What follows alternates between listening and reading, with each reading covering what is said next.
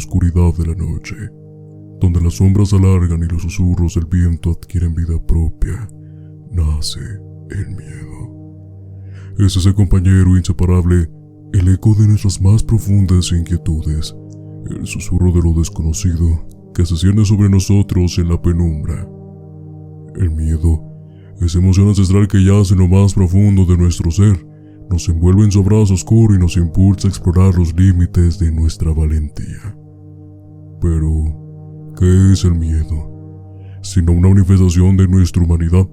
Es el eco de nuestros anhelos y temores más íntimos, la chispa que enciende la llama de la imaginación y nos sumerge en un mundo de fantasmas y criaturas de la noche.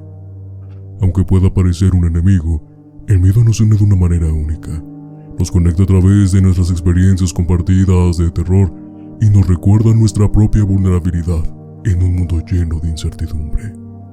Bienvenidos a Miedos Nocturnos, un viaje a través de las sombras de la noche, donde exploraremos los rincones más oscuros de la mente humana y nos sumergiremos en las profundidades del miedo. Acompáñanos, mientras desentrañamos los misterios de lo sobrenatural, compartimos historias de horror y nos sumergimos en el fascinante mundo de lo desconocido.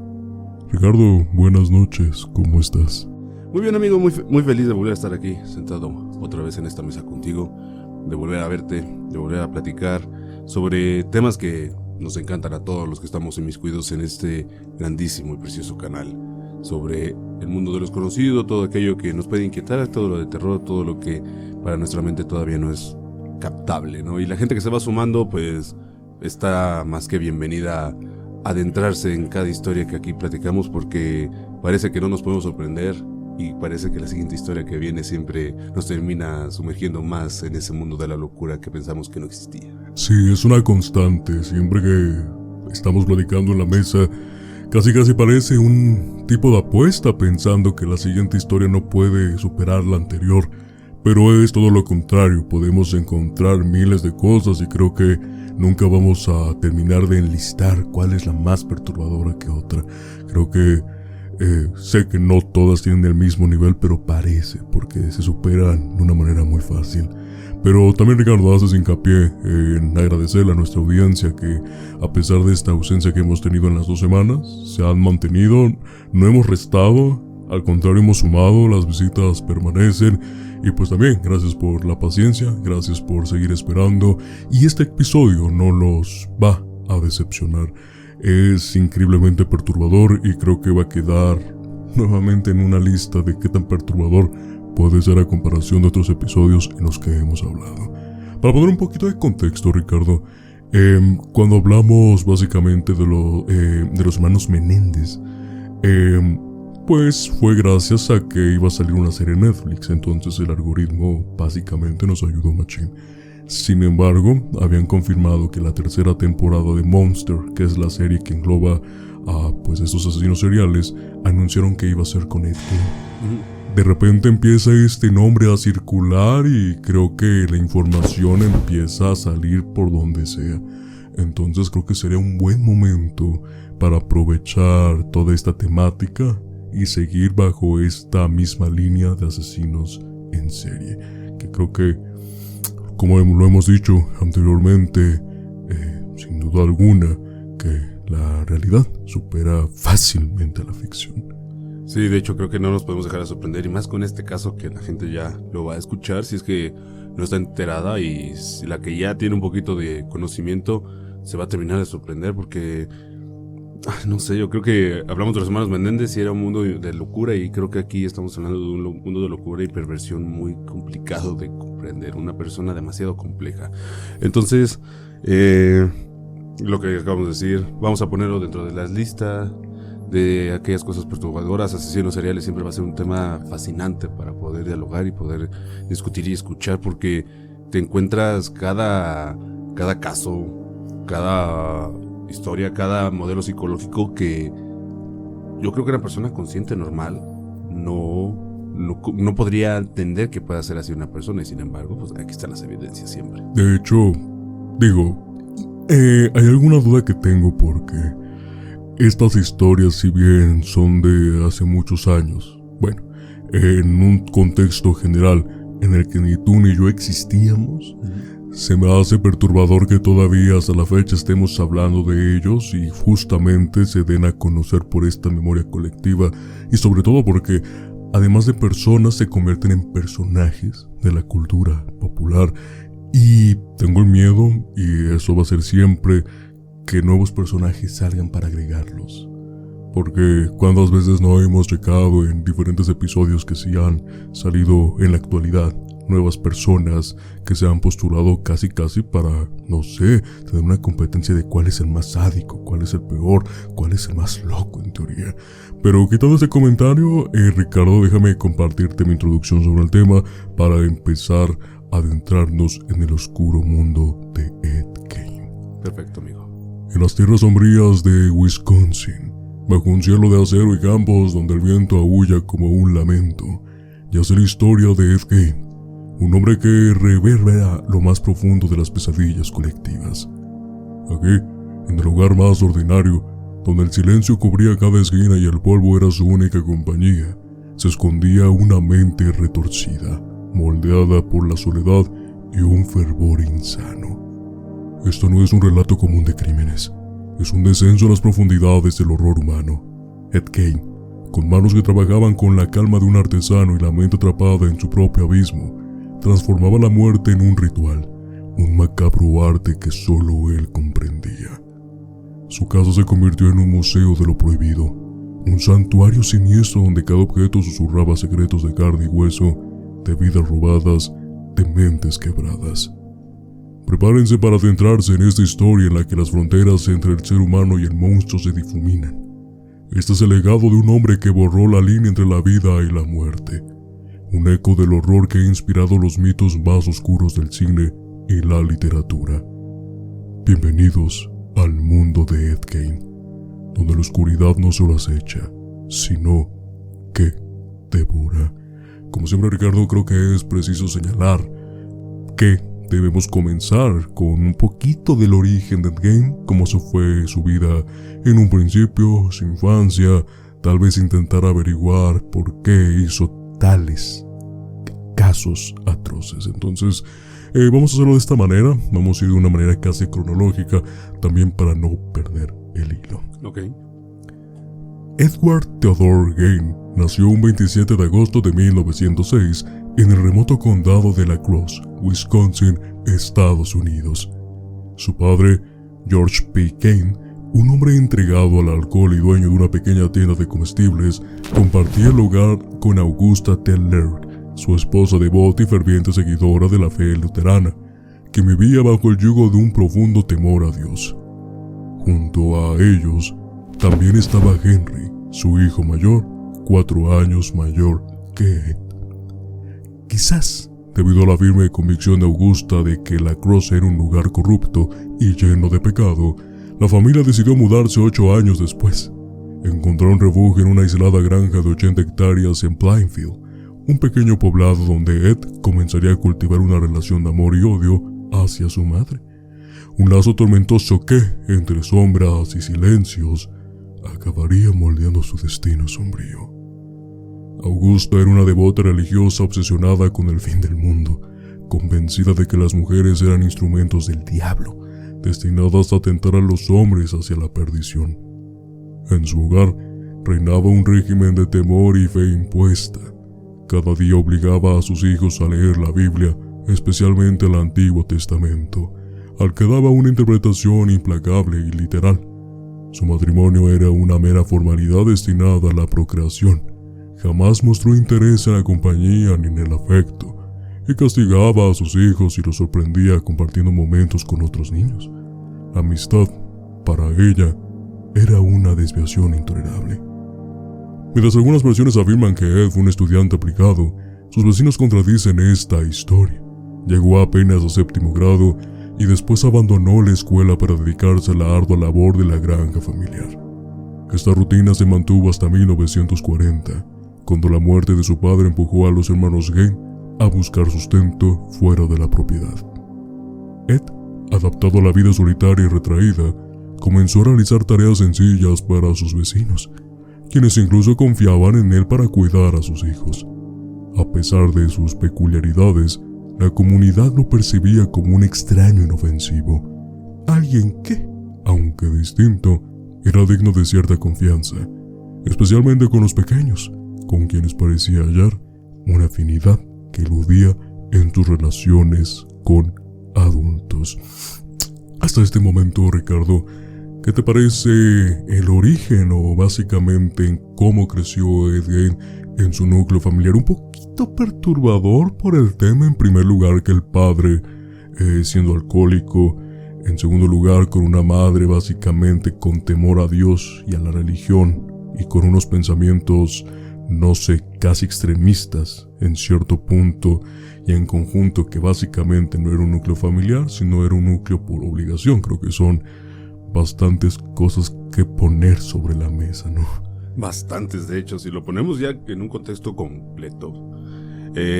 Siempre hemos platicado esto, o sea, estudiamos asesinos seriales y empezamos con el papá ausente o es alcohólico. Creo que ya tenemos de entrada la primera pizca de la receta, pero aquí lo que sí me sorprende es que es muy rara la historia que se escucha que sea una madre muy afine a la religión, ¿no? O sea, demasiado extremista, como tú lo acabas de decir, muy fanática.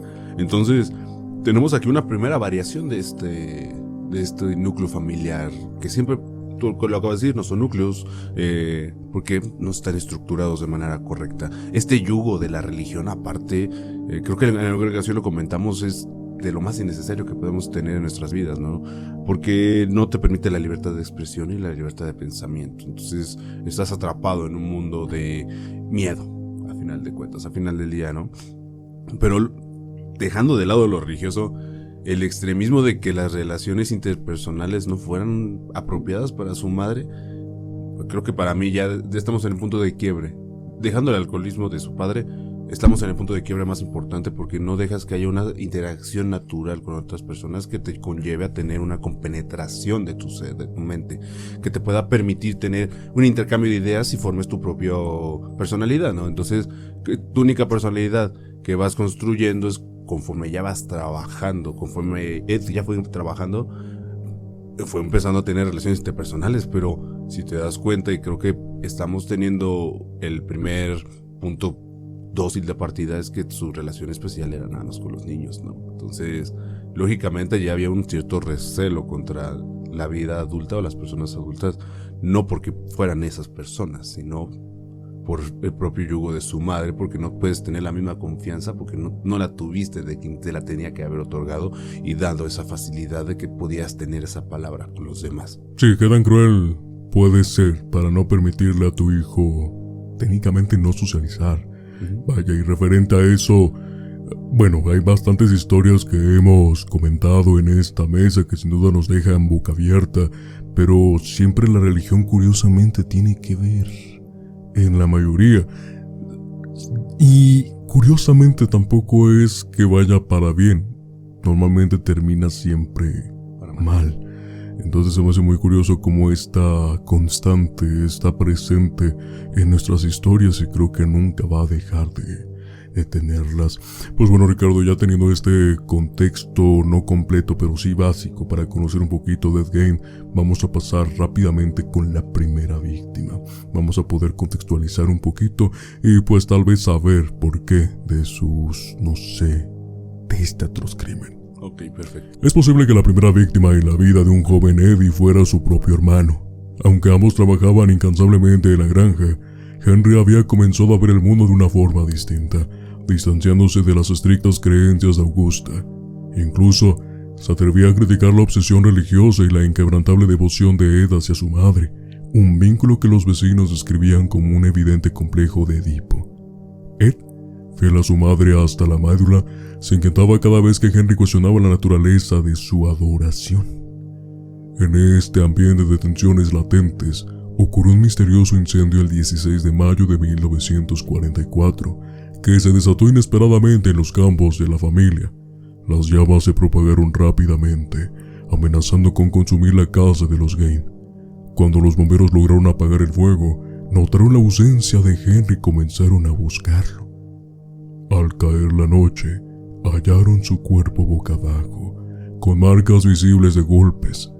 Aunque los informes periciales determinaron que había fallecido por asfixia, el caso no despertó mayor interés ni se investigó a fondo, dejando en el aire un misterio que pocos se atrevieron a cuestionar en voz alta.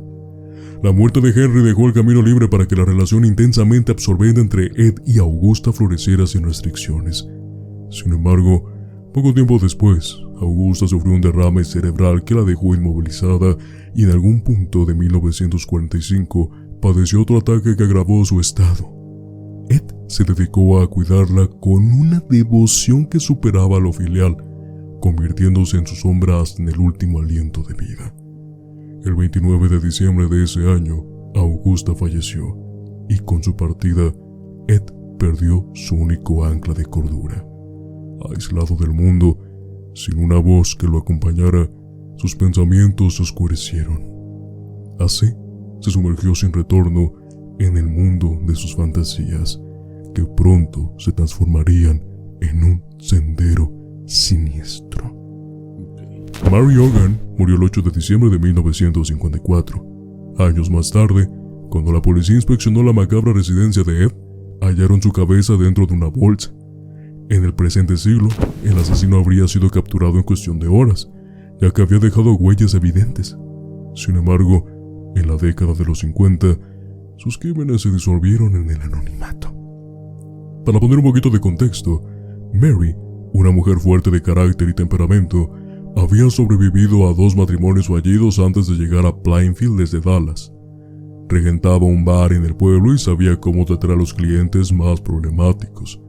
De figura robusta y vocabulario ácido, maldecía con cada frase. En su biografía Deviant, 1998, Harold Schweitzer sugiere que para Ed, Mary Hogan era una especie de reflejo distorsionado de Augusta, su madre, un retrato retorcido que le fascinaba y repelía a partes iguales. Todo apunta a que alrededor de las 4 de ese oscuro 8 de diciembre, Mary Hogan, la cantinera, cerró el local, pero dejó pasar a Ed, quien últimamente frecuentaba el bar. Con frialdad, él le disparó con un revólver calibre 32. Horas después, el granjero Seymour Lester entró a la taberna con la intención de comprarle un helado a su hija. En el suelo, encontró una vasta mancha de sangre y un cartucho abandonado. Era evidente que alguien había arrastrado un cuerpo desde detrás de la barra hasta el estacionamiento, donde las huellas de neumáticos sobre la nieve narraban la partida de un vehículo. Dentro del bar, una taza de café manchaba de sangre y el rastro de una huella incompleta añadían un toque perturbador del escenario del crimen, como las sombras de una tragedia que nadie aún no imaginaba. Ok, si nos damos cuenta, creo que el segundo crimen, porque, en primer lugar, deja acomodar mis ideas. Primero, ¿qué piensas de que su primer víctima haya sido su propio hermano? Incluso por la enfermedad que él traía básicamente hacia su madre, de Edipo. Técnicamente es de yo solamente voy a existir para ti y me brindo para ti y no me importa quién está detrás de mí, no me va a quitar de tu camino. Desde la primera instancia creo que habla ya mucho, ¿no? Bueno, ya primero desde la infancia, pero ahora creo que aún más. Es lo que ahorita me acabas de sentar muy bien las ideas conforme al caso. Es que el síndrome de Edipo es muy complicado. Es muy complicado de comprender porque no solamente te aíslas, sino tu vida se dedica a una sola persona por completo, ¿no? Tú lo acabas de mencionar. Tener tanto apego es natural a lo mejor en el aspecto afín, pero esto ya no es un apego, esto es como una codependencia emocional aguda, para que la gente pueda tener un contexto de lo que nos estamos refiriendo. Entonces, no se me hace descabellado que se lo haya él asesinado, aprovechando las circunstancias para que quedara ahí en el anonimato, aparte de los años de que estamos hablando. No se me hace solamente perturbador, sino que se me hace demasiado obsesivo, ¿no? O sea, es demasiado obsesivo acabar con tu propio hermano, con tu propia sangre, con alguien que creciste a final de cuentas, pero los asesinos seriales están llenos de este tipo de historias en las cuales acaban con su propia familia. Antes no acabó con su madre, o sea, ¿Por qué? Porque fue causas naturales y les tenía cierto respeto, ¿no? Al final del día. Pero el punto crucial para mí, yo creo que fueron las ideas extremistas religiosas que él también adoptó. Al adoptarlas, pues lógicamente, tu mayor figura, ¿quién es? Pues la persona que te las imparte, ¿no? Lo que llega a pasar con los cultos, que te entregas prácticamente ciegamente sin entender lo que te están diciendo y vas como, literalmente como un borrego siguiendo a su guía, ¿no? Entonces, a su pastor, perdón. Entonces, en este caso, no se me hace solamente perturbador, sino se me hace demasiado enfermo. Y yo sé que a lo mejor mucha gente dirá, es que tenía síndrome de Edipo. No, es demasiado enfermo asesinar a tu propio hermano.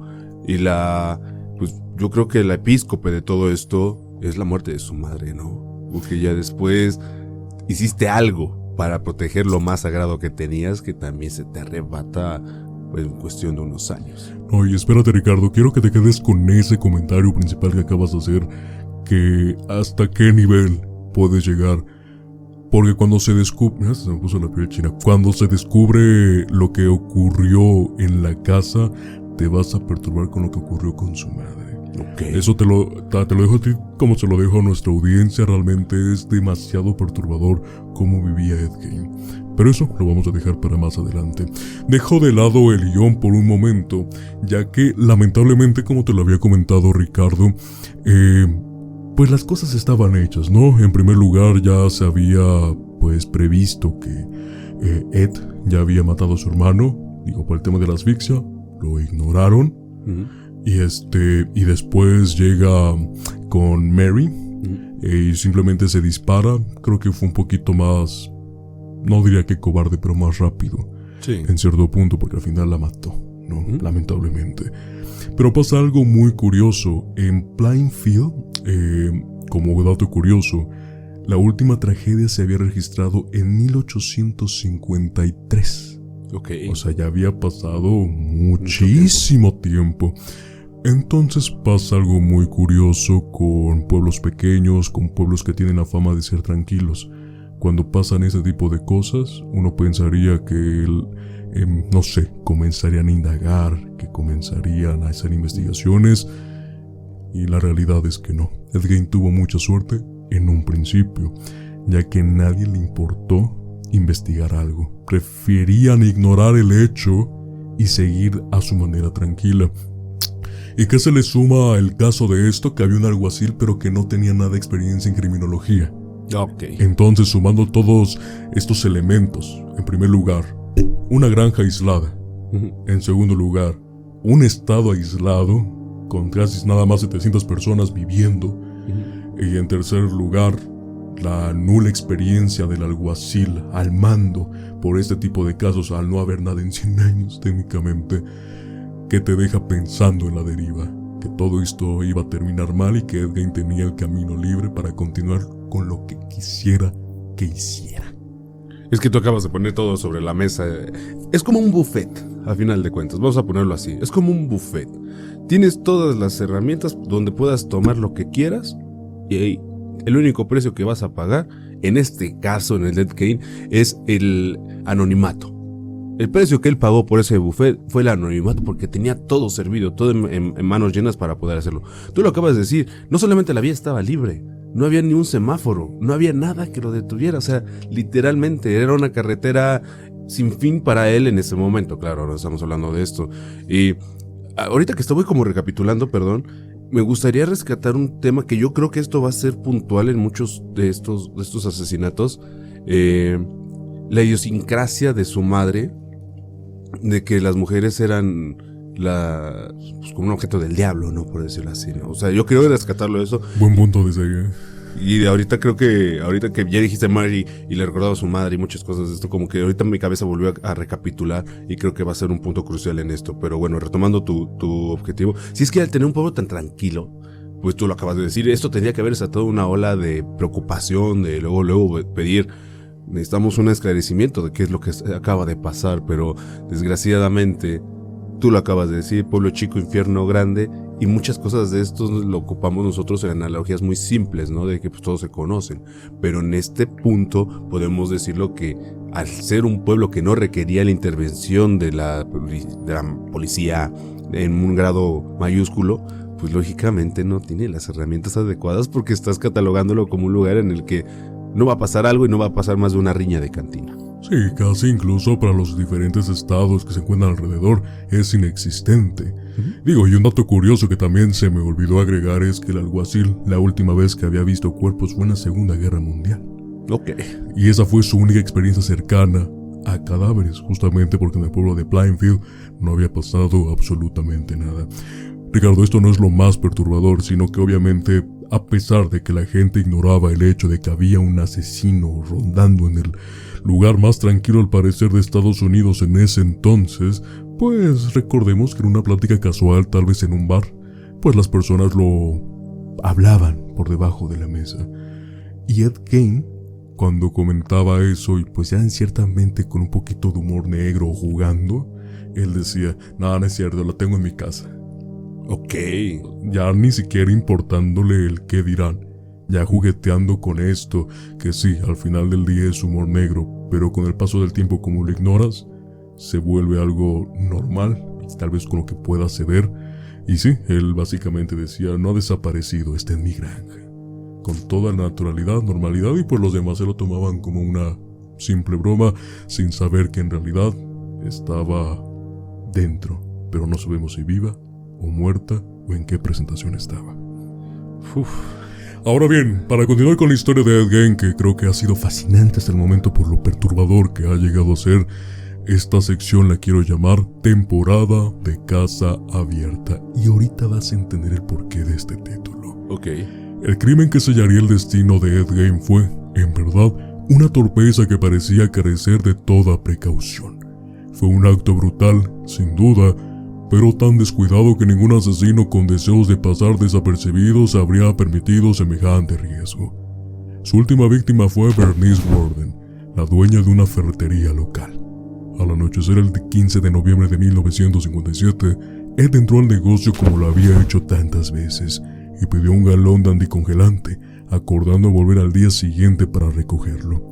Con la llegada de la mañana, Plainfield se sumergió en la temporada de caza de ciervos, una tradición que arrastraba a todos los hombres al bosque.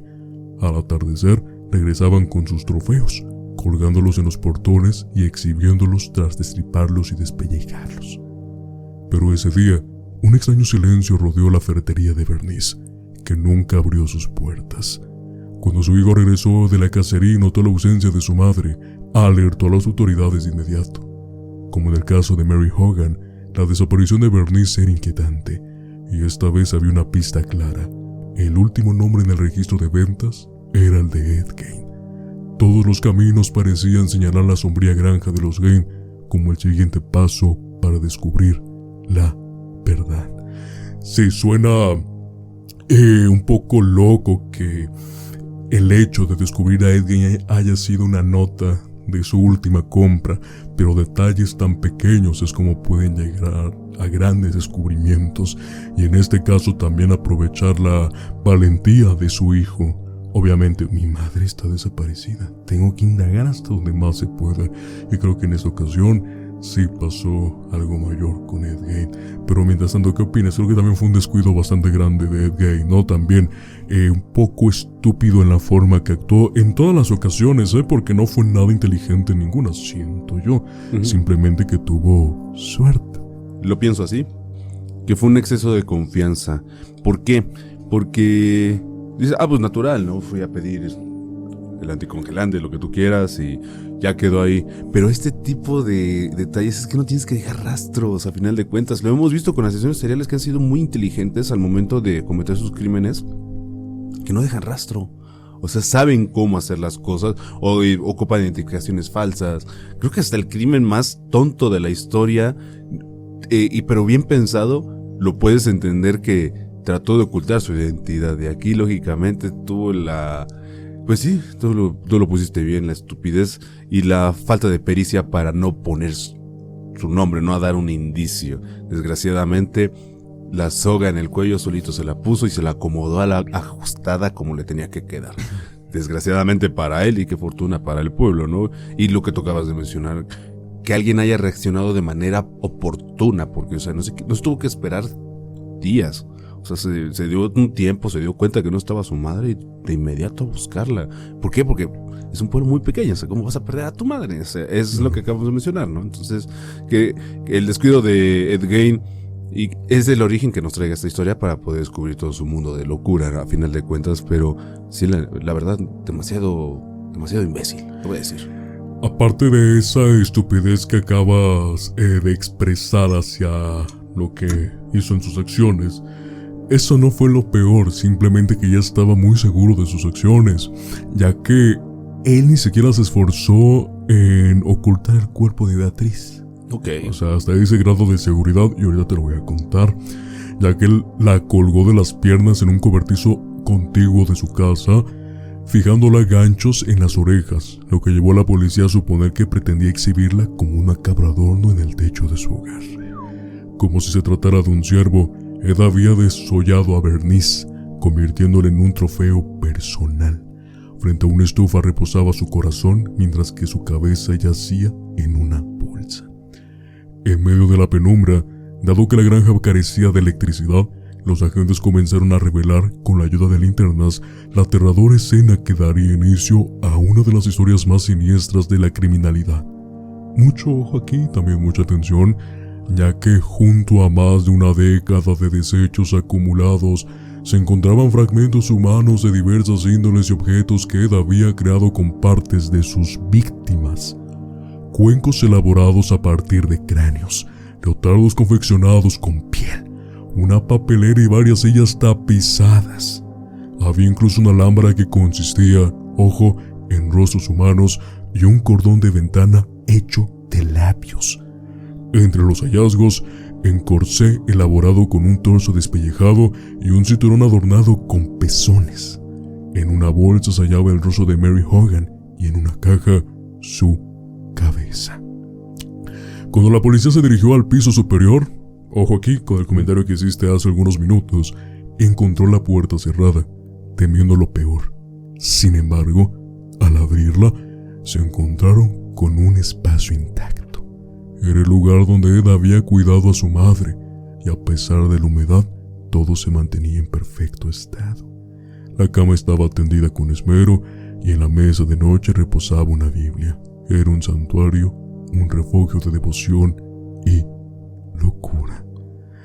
¿Qué opinas referente ya una vez que la policía da con que el sospechoso o el principal sospechoso Ed Gein van y en vez de atraparlo creo que se encuentran con algo que jamás hubieran pensado? Justamente estaba yo pensando en esto, el por qué el caso es tan famoso.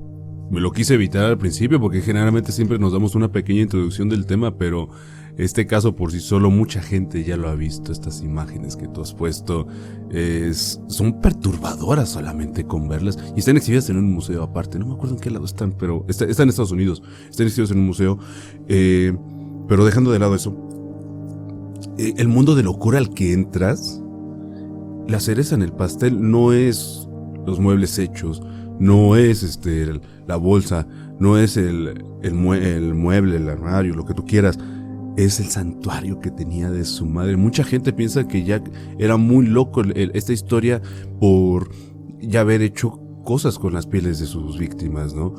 A final de cuentas, yo creo que eso es, digamos que es del grado, pongamos en una escala de 1 al 10, este estaba en un 8, y el 10º para mí ya es el espacio de su madre que lo mantuvo intacto. Lo más tranquilo puede llegar a ser lo más perturbador. Exactamente. En mi caso particular, a mí me impacta más que haya mantenido en su lugar todo en orden como si fue su madre y que lo tuviera como si todavía fuera a llegar. Te das cuenta de que no solamente la locura que él traía consigo mismo, y aparte poder convivir con todas las demás personas de su pueblo, la traía ya porque era una persona polivalente, ¿no? O sea, era, digamos, en cierto grado cínico, imbécil, pero afable, ¿no? O sea, era una persona de la que no desconfiarías históricamente, ¿no? Pero lo de su madre, o sea, lo del cuarto de su madre, sí te da a entender ya, sin necesidad de estudiar completamente el perfil psicológico, qué tan obsesionado estaba con ella a pesar de que ya no estaba en vida. O sea, no puedo comprenderlo. Yo creo que aquí hay muchas dudas hasta este punto, creo que más adelante las vamos a resolver, pero el por qué confeccionar con las las pieles de sus víctimas, ¿no? O sea, con guardar hasta cabezas, disecar las pieles de los cadáveres, confeccionar muebles, ropa, bolsos, lo que tú quieras, con estas mismas utensilios para adornar la casa. O sea, lo que te acabo de decir, yo creo que el mundo de la locura, en un significado mayúsculo sobre los asesinos seriales, él encontró una desviación, él encontró un apartado solamente para él, porque estos casos, o sea, le hemos escuchado muchas cosas, pero este es de los muy especiales por ese aspecto, y por eso es fascinante y es aterrador y te conmueve y te deja con la piel chinita, porque no solamente te quita a un ser amado, ¿no?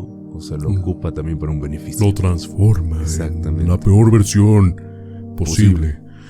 Pues sí, retomando tu comentario, vamos a pasar al tema de la confesión y tal vez un poquito en el tema del impacto psicológico, ya que hubo algunas teorías del por qué tal vez lo pudo hacer. Okay. Ed Gein permaneció en silencio durante 30 horas. Fue solo cuando le dijeron que lo llevarían frente al cadáver de Bernice que abrió la boca, pidiendo una tarta de manzana con queso cheddar y confesando su horripilante crimen. Este momento marcó el ocaso de un psicótico anónimo y el surgimiento de un ícono cultural que sería apodado el carnicero de Plainfield, cuya historia resonaría en el cine e inspiraría a personajes emblemáticos. Además de los asesinatos de Mary Hogan y Bernice Worden, Enn reveló que, tras la muerte de su madre, realizó cerca de 40 visitas al cementerio de Plainfield.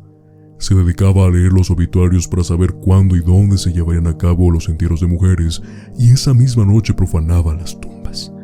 En algunas ocasiones, robaba cuerpos enteros, en otras se conformaba con solo algunas partes. Sin embargo, siempre se negó a haber mantenido relaciones sexuales con los cadáveres o haber consumido carne humana, argumentando que olía mal. No está del todo claro cuál era su verdadero objetivo. Algunos estudiosos de su caso sostienen que Ed deseaba convertirse en mujer, afirmando que usaba máscaras confeccionadas con piel y que incluso colocaba genitales femeninos sobre los suyos. Otros piensan que su intención era intentar recuperar a su madre y llenar el vacío que dejó en su vida. Tal vez ambas interpretaciones contengan una cuota de verdad, entrelazando los deseos y traumas que un hombre atrapado en un mundo de locura y anhelo. Continuando todavía con este tema de qué ha sido con su valoración mental, Ed Gein fue sometido a una evaluación que se prolongó durante un mes. El 6 de enero de 1958, se llevó a cabo una audiencia en que los peritos presentaron su diagnóstico: esquizofrenia, con una marcada tendencia a sufrir alucinaciones. Durante las sesiones, Ed había afirmado a los psicólogos que se consideraba un instrumento de Dios, destinado a resucitar a los muertos. Ante esto, el juez lo declaró incapaz y lo envió a un hospital psiquiátrico estatal. Mientras tanto, Plainfield se encontraba en un estado de agitación. Los habitantes anhelaban que terminara la pesadilla y que el torbellino de periodistas y curiosos que habían invadido su hogar se desvanecieran. El 30 de marzo marcó un punto de inflexión. Ese domingo se planeaba subcastar la granja de los Gein, junto con los muebles que la policía no había confiscado e incinerado. Sin embargo, al amanecer, el pueblo se vio envuelto en una densa columna de humo negro. Alguien había incendiado la casa. Muy pocas cosas sobrevivieron a las llamas, entre ellas el auto de Ed, que fue adquirido por un empresario para realizar espectáculos, convirtiendo su oscuro legado en una macabra atracción. Cuando Ed se enteró del siniestro, su reacción fue sorprendentemente fría. «Mejor así», le respondió al enfermero que le dio la noticia, como si la pérdida no le importara en lo más mínimo. Los empleados del hospital recordaban que Ed se comportaba de manera ejemplar. Pasaba el tiempo leyendo el periódico y casi no entablaba conversación. Esta rutina se mantuvo hasta que en 1968 una junta médica notificó a la justicia que estaba listo para enfrentar el juicio. El proceso duró 9 días, tras los cuales fue declarado culpable del asesinato de Bernice Worden, y como resultado, Ed fue recluido nuevamente en un hospital psiquiátrico, continuando así su tormentosa existencia en la oscuridad de su mente y su historia.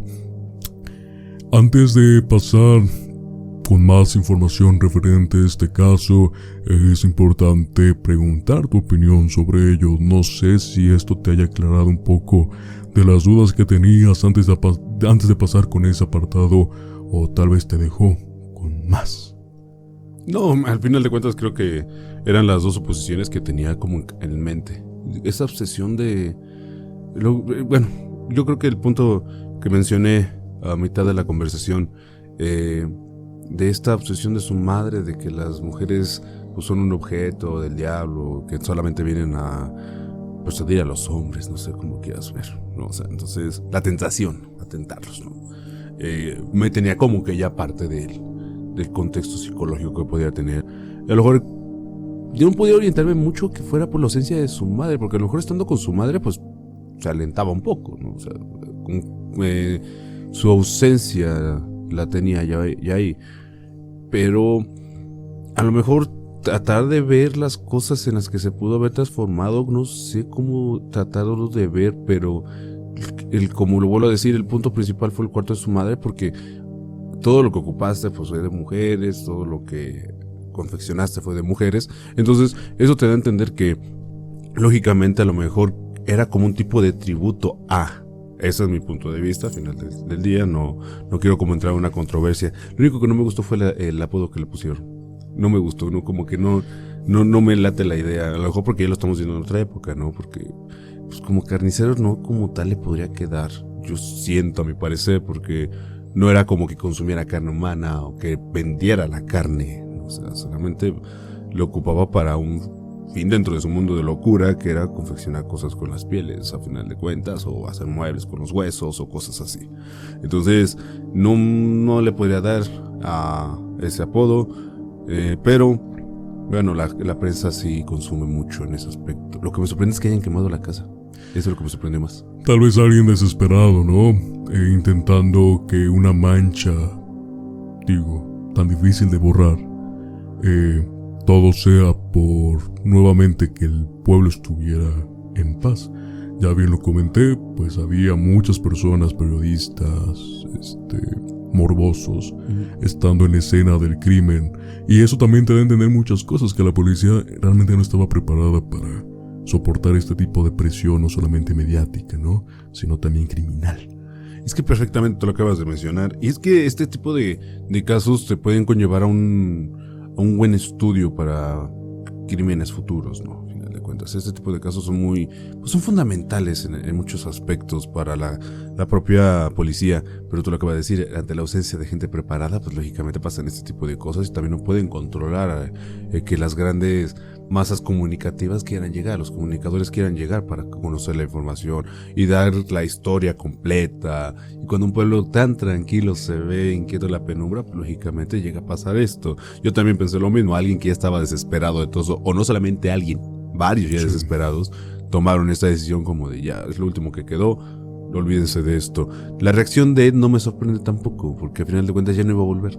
¿Para qué iba a pedir que se permanecieran las cosas? Él mismo lo sabía. Sí, estaba muy consciente de que su vida ya estaba condenada a estar fuera del lugar que lo vio crecer y en el cual terminó siendo atrapado, en el cual cometió todos sus crímenes, en una herencia de sus padres que al final de cuentas pues ya no iba a disfrutar. Entonces no me sorprende porque sí tenía problemas psiquiátricos, pero creo que tenía algo de cordura todavía dentro de su coexistencia con las demás personas. Sí, claro, se nota tanto en la convivencia, como lo acabas de mencionar, como lo que ocurrió ya estando preso y ya estando siendo analizado. Ya escuchaste las experiencias de los enfermeros con él. Era alguien que técnicamente no te daba problemas, alguien demasiado pacífico que realmente no tenía ningún interés en alrededor. Al final del día siempre vivió en su propio mundo y ahí se quedó, y mientras alguien no estuviera interactuando con él o intentando entrar, pues todo normal, además de que creo que él no lo iba a permitir, más que a su madre. Para poder continuar con esta historia, la vamos a finalizar, en teoría, con el final de su existencia, ya que Ed pasó sus últimos días recluido en su cama, en un silencio que solo era interrumpido por sus pensamientos oscuros. A los 77 años falleció debido a un paro cardiorrespiratorio. Su cuerpo fue enterrado junto al de su madre, Augusta, en un cementerio en Plainfield, un lugar que selló su extraño legado. Sin embargo, poco después de su entierro, alguien robó su lápida, un acto que provocó el interés de la policía, quienes lograron recuperarla. A pesar de que decidieron resguardar en la oficina del sheriff para evitar nuevos robos, la tumba de Ed Gein seguía siendo un sitio reconocible. A menudo se puede encontrar hasta la fecha, adornada con cartas y flores dejadas por sus admiradores, quienes rinden homenaje a la figura inquietante que él representa en el oscuro panteón de la criminalidad estadounidense. Es curioso, ¿no? Siempre le hemos mencionado como un asesino serial. En este caso no un asesino serial porque fueron 2 personas, pero pues el impacto de la creación en ese horror obviamente lo hace grande, lo magnifica. Y esa es la palabra, magnificar. E insisto, como el pueblo estadounidense tiene este loco pensamiento de magnificar a este tipo de personas e incluso normalizarlas. Es que se vuelve muy humanista, vamos a ponerlo así. O sea, yo creo que el mayor riesgo que tienen muchas sociedades de primer mundo, o sea, y lo estamos viendo de nuestro grado, o sea, de nuestro lado, a final de cuentas, ¿no? Vivimos en Latinoamérica, donde el crimen está a la orden del día y no se hace nada y vivimos en la impunidad. Pero en el caso de las grandes potencias, el humanizar demasiado a las personas que cometen los crímenes es el mayor problema. Tú lo acabas de mencionar. Como los alzan tanto, como tratan de comprenderlos, tratan de estudiar su historia, las personas que propiamente no tendrían que estudiarlas, sino las personas correctas, personas que tengan lógicamente la educación, hayan tomado la universidad, maestrías, posgrados, todo lo que tú quieras, para poder entender a ese tipo de personas, a las personas que cometen esos crímenes. Pero yo siento que ni siquiera es una fascinación, es como un cierto tipo de cultura ya entre ellos, entre la comunidad estadounidense, de realzar mucho a los asesinos en especial. Creo que siempre es más a los asesinos, como que los tratan de alzar mucho. Inclusive también a otras personas, a los que llegan a robar, pues también, cuando los crímenes son tan complicados y reacios, ¿no? Es cierto, sí, lo hemos visto. Lo hemos platicado con David Cooper, por ejemplo. Exacto. Que al final de cuentas muchas personas también lo pusieron como un ídolo en muchos aspectos, ídolos del crimen. Replicarlo, ¿no? Ajá. Por el grado de impacto que tuvo. Entonces, en este caso, Ed Gein tuvo el impacto, tú lo acabas de mencionar, no por los asesinatos que cometió, simplemente fueron 2. Los actos que cometió, porque inclusive ultrajar cementerios donde recientemente se habían enterrado personas, abrir sus tumbas para sacar los cuerpos que apenas estaban en estado de descomposición. ¿Qué te da a entender? O sea, creo que por ahí va el aspecto principal. Yo creo que el asesinato de por sí solo ya es algo que te llama la atención, pero ultrajar la tumba y sacar los restos para ocupar ciertas partes o todo el cuerpo, ya creo que ya te habla del nivel de locura. Yo creo que eso es lo que hace fascinante esta historia, la capacidad de hacer algo que pues la gente a lo mejor le daría curiosidad conocer nada más, porque hay mucha gente que es curiosa, quiere saber cómo es un cuerpo ya en descomposición, ¿no? Pero a tener el valor de hacerlo y aparte ocupar las partes, creo que ya estamos hablando directamente de por dónde va este tipo de fascinación con este caso, que especialmente a nosotros, como nos gusta, es fascinante, pero yo creo que no lo podría poner como un ídolo, o sea, a final de cuentas, ¿no? Sí, no lo pondría en un pedestal tampoco, ni como un ejemplo a seguir, ni tampoco mencionarlo como un artista incomprendido, ¿no? O sea, realmente no, ningún punto suena a favor para Ed Gein, al menos en esta mesa. Sí, claro. Simplemente es un relato de la historia que va a quedar marcada por siempre. Y justamente eso es lo que quiero retomar. Al estar impactada por siempre y tener justamente ¿cómo mencionarlo? Este impacto en la cultura, justamente, quieras o no, esta historia pudo motivar a muchos escritores, directores, productores interesados en llevarla a la pantalla grande. Okay. Y sin duda hemos tenido muchas adaptaciones que ustedes ni en cuenta podrían pensarlo, ¿no? Pero a continuación se las voy a compartir para que vean más o menos en cómo va esta historia. Tras el veredicto del juicio, una oleada de películas comenzó a brotar, todas inspiradas en la vida de Ed Gein. La primera de ellas, quizá la menos conocida, fue Tree on a Method, lanzada en 1972. Apenas 2 años después, la icónica saga La Masacre de Texas hizo su debut, induciendo al asesino Leatherface, quien utiliza una máscara confeccionada con piel humana, una representación que evoca lo que un niño podría imaginar de Ed Gein. Luego, la carnicería de Plainfield no solo dejó huella en el cine de terror, también inspiró al Buffalo Bill, el asesino que persigue la agente del FBI Clarice Starling con ayuda del famoso Dr. Hannibal Lecter en El silencio de los inocentes del año 1991. Sin embargo, este personaje también se nutrió de elementos de otros célebres criminales en serie. Además, se han realizado 3 películas biográficas que exploran su vida. La primera es Deranged, de 1974, que se convirtió en un filme de culto del gore. Ed Gein, In the Light of the Moon, del año 2000, que se adhiere más a los hechos reales. Y finalmente Ed Gein, The Butcher on Plainfield, del 2007, que esta se aleja considerablemente de la veracidad histórica. No solo el cine ha sido tocada por su historia. Bates Motel no es la única serie que se inspira en Gein. El personaje Bloodyface de la segunda temporada de American Horror Story también está basado en su vida, dejando claro su macabro interés por la piel humana y la compleja relación que tuvo con su madre ausente. Todas estas historias que han estado tanto en el cine como en la pantalla chica han sido o inspirados levemente o realmente, básicamente, capturando la vida totalmente de Ed Gein. La que más me llama la atención es Masacre en Texas. Yo sé que es una película no 100% ficticia, ya lo podemos ver, pero que sí, entre comillas, respeta lo que pasó en los hechos reales. Digo, insisto, en el caso de Leatherface, pues sí, es meramente entretenimiento y repito, y como te lo dije detrás de cámaras, es como un niño realmente vería a Ed Gein tras los hechos ocurridos, y más cuando ves el contexto familiar de Leatherface, de Masacre en Texas, que justamente también hay personas que están minusválidas, personas que no tienen poder ahí, como que representando un poquito a la madre tal vez, o ese respeto de que obedece instantáneamente por esta adoración a esa parte femenina. Hay muchas cosas, pero así es la que me deja más perturbado. Entonces son muchas cosas que pensar respecto a cómo ha impactado Ed Gein en la cultura popular.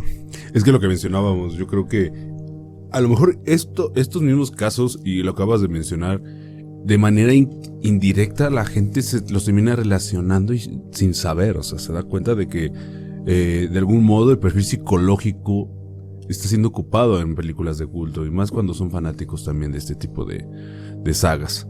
Pues lo que platicamos antes de empezar a grabar, o sea, lógicamente Masacre en Texas sí te deja con un poquito de ese hilo, de esa duda de por qué se ocupa tanto el perfil psicológico. Digo, se respeta demasiado, porque yo creo que no solamente ni como un niño, sino como un adolescente lo podría ver, ¿no? Porque estamos hablando de que en el caso de Ed, pues pierde su madre en una edad adulta, pero relativamente, ¿no? Esa devoción que puede tener y estos rasgos de ser tan leal y obediente y ser bien representado de algún u otro modo, pues lo nutre más y te da una película que simplemente es de culto, o sea, hay que decirlo como lo es una película de culto en el mundo del terror, y también para las personas que no han escuchado Masacre en Texas aparte. Entonces yo también me quedé un poquito sorprendido cuando estábamos empezando a tener la plática, porque no creí que fuera a existir un mundo de locura previo para poder llegar a este punto. Muchas veces las historias se les añade mucho de la imaginación del escritor, ¿no? Y en este caso no, está muy bien adaptado. Sí, se le añade unas que otras cosas, pero en la esencia natural es todo el perfil de lo que pasó. O sea, todo el perfil lo respeta. ¿Y qué puedes decir ante eso? Nada, o sea, ya escuchando la historia terminas de hilar todo lo que pasa en la película para poder comprenderlo con la historia de Ed Gein, ¿no? O sea, te sabes primero la historia de Ed Gein y ves la película, la terminas de entender, pero primero ves la película y te vas a Ed Gein, retrocedes a la película para poder comprenderla. Entonces, creo que no solamente la imaginación que tuvo, se me olvidó quién la creó, la de Masacre en Texas, pero el escritor, sumándole todos los rasgos de Ed Gein, todo el perfil psicológico, te dio una película sorprendentemente... Te dio el monstruo perfecto. Sí. O sea, le dio al clavo. Puso todo en el solo personaje para que fuera perfecto. Pues Ricardo, déjame compartirte mis conclusiones generales del tema para poder acabar con esta monstruosa historia. Al cerrar el oscuro capítulo de Dead Game, nos encontramos frente a un abismo que desafía nuestra comprensión de la naturaleza humana.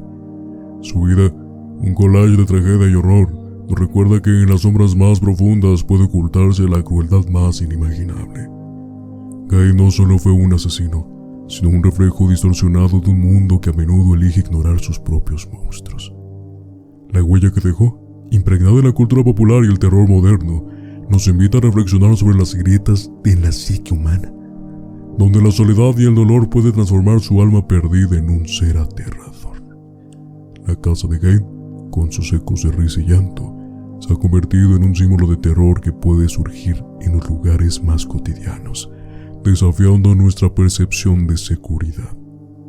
Así, mientras nos alejamos de la historia de Dead Game, llevamos con nosotros una inquietante pregunta: ¿qué secretos ocultan en las sombras de nuestra propia humanidad? Y recordemos que a veces el verdadero horror no radica en lo que vemos, sino en lo que no queremos ver.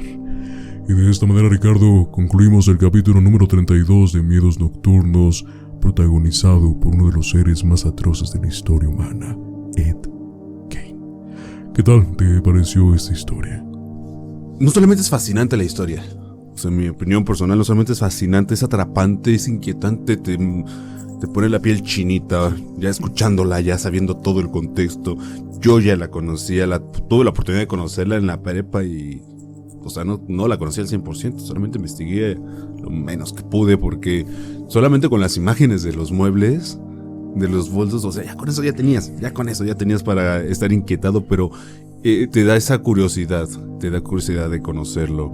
Lo que puedo decirle a la audiencia es que este caso no solamente te deja pensando sobre qué tantas cosas puede cometer una persona con tantos problemas psicológicos y mentales, sino qué tanta belleza puede dejar en un mundo tan caótico. O sea, no me refiero por lo que hizo, o sea, al final de cuentas, sino esa creatividad que ellos encuentran bella, ¿no? O sea, como una creatividad que nosotros vamos a decir es escalofriante y es perturbadora, pero que para ellos es buena. O sea, al final de cuentas no les genera ningún tipo de remordimiento, ningún tipo de estruendo, ¿no? Entonces, yo me acuerdo que en alguna ocasión alcancé a escuchar en un resumen hablando de Gain, que el mejor nombre que pudo haber tenido era el tapicero del diablo. Y ya conociendo la historia te puedes dar en cuenta que sí podía quedarle un poquito el apodo, porque pues lo que acaba de hacer, tú lo dijiste, no era un artista incomprendido y no lo podríamos ver así ni en 1000 años, ni aunque cambiaran las formas de pensar. Pero sí hay que darle el crédito a él de que sus creaciones monstruosas, horrorosas, todo lo que tú quieras, pero dejaron una marca y un sello en la mente colectiva de las personas que lo pudieron ver en su momento y en la repercusión histórica que tiene hasta nuestros días. Yo lo imagino, que yo creo que la historia de Dead Game perfectamente sirve como un cuento de terror. Sí. Ni más ni menos. Alguien que simplemente convive contigo todos los días, pero en las noches al encender una lámpara llena de carne humana y hecha por eso, Santa Madre de Dios, no deja nada de la imaginación, te lo presenta directamente. Sí. No te deja nada de miedo, te lo presenta. Estás ante justamente el tapicero del diablo. Es un muy buen hombre el que acabas de mencionar. Sinceramente ya no tengo nada más que agregar porque hubo momentos en donde todavía ni llegábamos a la parte final de la historia y ya mi piel estaba chinita, como se le dice. Realmente lo acabas de mencionar perfectamente. Es una historia que te atrapa, una historia que aunque todavía no llegues a ese punto, ya sientes el temor. Sí. Ya no lo ves venir, pero sabes que algo ya está a punto de pasar. Es interesante cómo ocurrió, pero tampoco me quiero imaginar de las personas que lo vivieron y sobre todo las personas que lamentablemente tuvieron que perder la vida para hacer un atractivo más en el museo de Ed Gein. Dándote la confirmación de lo que acabas de decir. Creo que conforme fuimos transcurriendo con la historia, conforme empezaron a salir más los datos, no solamente es el estruendo en tu piel y esa ansiedad que te puede generar el caso, sino también algo muy particular. No quieres imaginar verlo por tus propios ojos y descubrirlo por tus propios ojos. Creo que el Museo del Terror, al final del día, lo tenía él en su casa, y tener las cosas ya materializadas para que conocieras, aunque sea un poquito de lo que puede cometer una mente humana retorcida, pues estaba ahí perfectamente. Entonces, creo que yo también no puedo añadirle más, simplemente que pues ahí quedó para la historia un caso demasiado complejo, porque yo creo que inclusive hasta estos días no es posible comprenderlo al 100%. Ni lo será en algún futuro cercano, creo yo. Ya a pesar de que pasó mucho tiempo, la complejidad de la psicología de Ed Gein, sus motivaciones, sus creencias, su forma de crecer, va a ser un enigma a más no poder. Nos dejan estas historias como un recordatorio que realmente el miedo no es lo que vemos, sino lo que ignoramos. Lo que ignoramos ver completamente. Pues Ricardo, simplemente para cerrar este capítulo bastante amargo, siento yo, solamente queda invitar a nuestra audiencia a seguirnos en nuestras redes sociales. Recuerden que estábamos como @miedosnocturnospodcast, a excepción de ex, antes Twitter, ahí estamos como @miedospodcast. Y agradecerles también por la paciencia en estas 2 semanas, pero nuevamente tenemos contenido, esperando que este capítulo no les guste, sino les perturbe tanto como a nosotros. Sin nada más que mencionar, Ricardo, al menos por esta noche, gracias por estar aquí presente y te deseo una muy buena noche. Muy buena noche, amigo.